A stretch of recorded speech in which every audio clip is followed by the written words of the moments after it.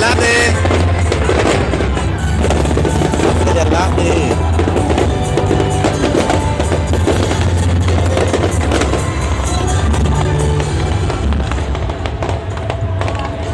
Thưa quý vị đã cùng chúng tôi đến với đại lộ di sản, một chương trình của bản quyền của Đài truyền Việt Nam số đầu tiên, và chúng ta đang tuyệt vời. Quý vị hãy dành cho các em lớn hơn nữa để chúc mừng cho sự thành công của chương trình ngày hôm nay. Một lần nữa chúng ta hãy cảm ơn các bạn người bạn đã đến với chúng ta và biểu diễn trong đại lộ di sản lần thứ nhất. Hãy có tay để cảm ơn. Đây là lễ phát đản bắn pháo hoa ở chùa Tam Trúc Đà Nam. Lên pháo hoa.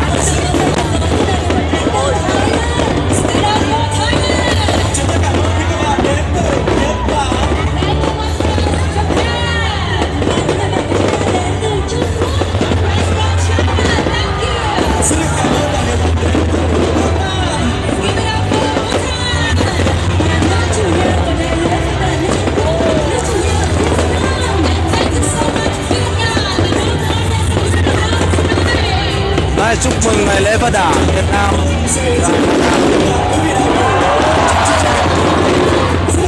Các bạn đang xem màn bắn pháo hoa chùa Tam Trúc